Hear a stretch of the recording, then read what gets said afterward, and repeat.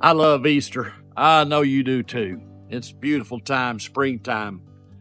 My grandpa, Elof Swanberg, who came from Sweden in 1912, he was 14 years old, came over on the Lusitania.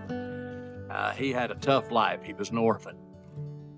But I remember him always telling me around Easter, he said, there's always a cool spell around Easter. I said, well, what do you mean, Grandpa? He said, well, that tomb is empty. No body heat in there. I think about that every Easter, and sometimes some Easters, they have been cool, or there's been cool weather around it. When I think about Easter, though, this year, I'm thinking about that zealot, that notorious criminal that was let go, and Jesus took his place. I remember hearing my first sermon about it after I got saved March 15th, 1971, during the Jesus movement, my first Easter.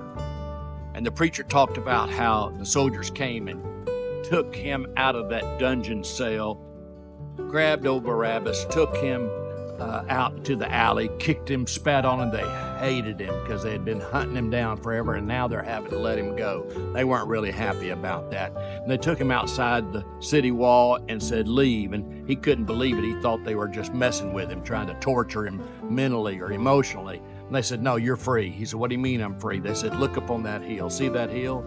Looks like a skull. See those 3 crosses? The one in the middle took your place. We've already put a sign up on him called King of the Jews. Jesus, he's King of the Jews.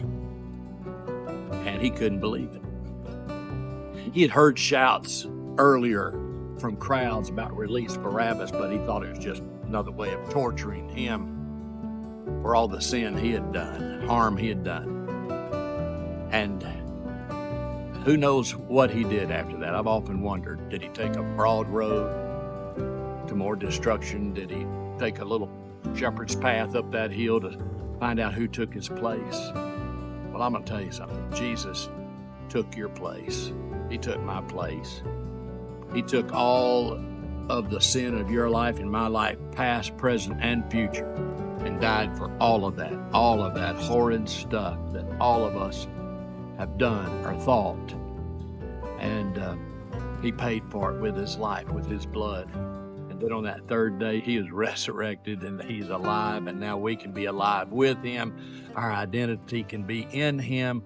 We're alive in Christ. In Ephesians, over and over, it says, in Christ, in Christ, in Christ. But I wanted to leave you with this thought. You know, I do voice impersonations of so many people, and people have said, well, who are you really? Well, I'll tell you who I am this Easter. My name is Barabbas, and I believe your name is Barabbas, because Jesus took our place. Happy Easter, my friend.